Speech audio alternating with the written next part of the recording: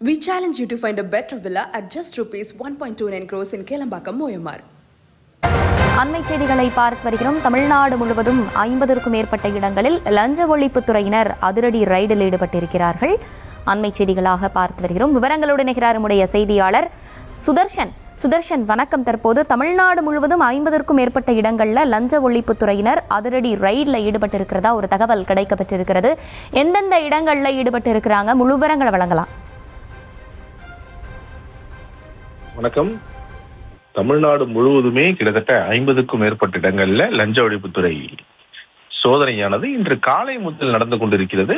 மின் வாரியத்திற்கு டிரான்ஸ்பார்மர்கள் கொள்முதல் செய்ததுல முறைகேடு என்ற புகார்ல தான் இந்த ஆய்வு மேற்கொள்ளப்பட்டு தற்போது கடந்த திமுக ஆட்சியில் காலத்துல மின் வாரியத்திற்கு உபகரணங்கள் கொள்முதல முறைகேடு என புகார் எழுந்ததை அடுத்துதான் அதன் பிறகு தொடர்ச்சியாக ஒவ்வொருத்தருமே, அதாவது விஎன்டிசி லஞ்ச ஒழிப்புத்துறையினர் அந்த லஞ்சத்துறை அலுவலகத்திற்கு சென்று புகார் மனு கொடுத்திருந்தார்கள். அது மட்டும் இல்லாம இந்த புகார் மனுவை கடந்த திமுக ஆட்சியில கிடப்புல இருந்த காரணத்தினால இப்போ அந்த முறைகேடு புகார்கள் அனைத்துமே உண்மை என்று தெரிய அதுல புகாரில் ஆய்வு செய்யப்பட்டு தற்போது அது குறித்து விசாரணை மேற்கொள்ளப்பட்டு இன்னைக்கு தமிழ்நாடு முழுவதுமே 50க்கும் மேற்பட்ட இடங்கள்ல லஞ்ச ஒழிப்புத்துறை சோதனையானது நடைபெற்றுக் கொண்டிருக்கிறது. சென்னை, திருவள்ளூர், செங்கல்பட்டு உள்ளிட்ட மாவட்டங்கள்ல பல்வேறு பகுதிகளில் இந்த சோதனையானது இன்று காலை முதல் நடந்து கொண்டிருக்கிறது. மின்மாற்றிகள் தயாரிக்க பயன்படும் இந்த அலுமினியம் கொள்முதல் தொடர்பாக தான் ஒப்பந்ததாரர்களிடம் விசாரணையை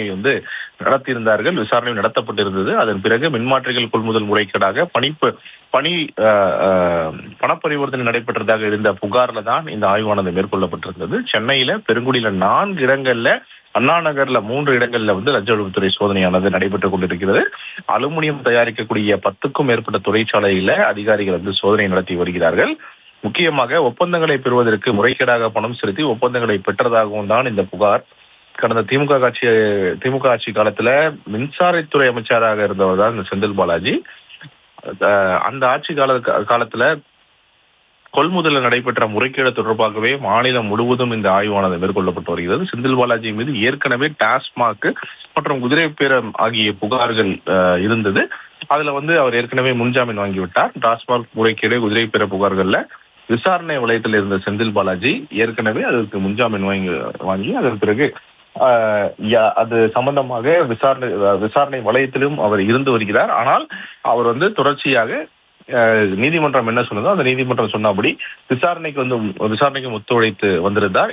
தற்போது மின்மாற்றி கொள்முதல் முறைகேடு தொடர்பாகவும் ரெய்டு நடப்பதனால இந்த ரெய்டு செந்தில் பாலாஜிக்கு வைக்கப்படக்கூடிய குறியா அப்படின்னு சொல்லிட்டு தான் பலரும் கேள்வி எழுப்பி வருகின்றனர். அது மட்டும் இல்லாம இந்த ரெய்டு சம்பந்தமா தற்போது இந்த நடைபெற்றிருக்கக்கூடிய இந்த ரெய்டு ஏற்கனவே செந்தில் பாலாஜி இருந்த துறையில மின்மாற்றி அந்த கொள்முதல் தொடர்பான முறைகேடு புகாரும், அது மட்டும் இல்லாம இந்த ரெய்டுக்கு சம்பந்தமான துறையை சேர்ந்த அமைச்சராக இருந்தவர் செந்தில் பாலாஜி, அவரிடம் இந்த குறி கடைசியாக செல்கிறதா அப்படின்னு சொல்லிட்டு தான் நாம் பார்க்க வேண்டிய விஷயமாக இருக்கிறது. ஏனென்றால் அவர் இருக்கும் போதுதான் இந்த மின் வாரியத்திற்கு டிரான்ஸ்பார்மர்கள் கொள்முதல் செய்ததுல முறைகேடு அப்படின்னு சொல்லிட்டு அந்த புகார் இருந்தது. அது மட்டும் இல்லாம முக்கியமானது என்னவென்றால் மின் வாரியத்திற்கு உபகரணங்கள் கொள்முதலிலுமே முறைகேடு என புகார் எழுந்ததை அடுத்துதான் இந்த ரெய்டானது நடைபெற்றுக் கொண்டிருக்கிறது. கிட்டத்தட்ட 50க்கும் மேற்பட்ட இடங்கள்ல இந்த சர்ச் ஆனது இன்று காலை முதல் நடைபெற்றுக் கொண்டிருக்கிறது. முக்கியமாக தேனாம்பேட்டையில் இருக்கக்கூடிய வெங்கட்ராமன் தெருவில் அமைந்திருக்கக்கூடிய காசி அவருடைய வீட்டிலுமே லஞ்ச ஒழிப்புத்துறை அதிகாரிகள் சோதனையை மேற்கொண்டு வருகிறார்கள். ஏற்கனவே காசி செந்தில் பாலாஜி மின்சாரத்துறை அமைச்சராக இருந்த போது அவருடைய உதவியாளராக பணியாற்றி வந்ததாக தகவல்கள் சொல்லப்படுகிறது. ஏற்கனவே 2024ஆம் ஆண்டு காசி என்பவருடைய வீட்டில் வருமான வரித்துறை சோதனையும் நடைபெற்றது.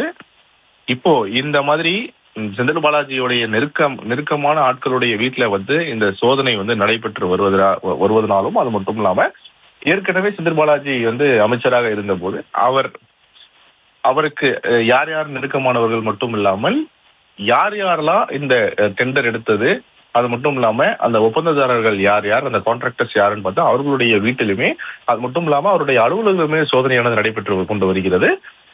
அப்படி பார்க்கும் போதுதான் தெரிய வருகிறது இந்த குறி அடுத்தது நேராக இந்த அம்பு செந்தில் பாலாஜிக்கு ஏவப்படுகிறதா, அதுல இந்த எண்ட் ஆஃப் தி விசாரணை வந்து செந்தில் பாலாஜியிடம் செல்லுமா அப்படின்னு சொல்லிட்டு இது ஒரு கேள்வியாக இருக்கிறது. ஏனென்றால் துறை அமைச்சராக இருந்தவர் செந்தில் பாலாஜி, அதன் காரணமாக அவரும் குறிவைக்கப்படுகிறாரா அப்படின்னு சொல்லிட்டு தான் நாம் பார்க்க வேண்டும். எனவே தற்போது நடைபெற்றிருக்கக்கூடிய இந்த சோதனையில கிடைக்கக்கூடிய இன்கிரிமெண்ட் டாக்குமெண்ட்ஸ் வச்சு அதன் பிறகு போலீசார் வந்து லஞ்ச ஒழிப்புத்துறை அதிகாரிகள் வந்து இது அடுத்த கட்ட நகர்வுக்கு எடுத்து செல்வார்கள் என்று சொல்லிட்டு அதிகாரி தரப்புல சொல்லப்படுகிறது. விவரங்களுக்கு நன்றி Sudarshan. We challenge you to find a better villa at just rupees 1.29 crores in Kelambakam, OMR.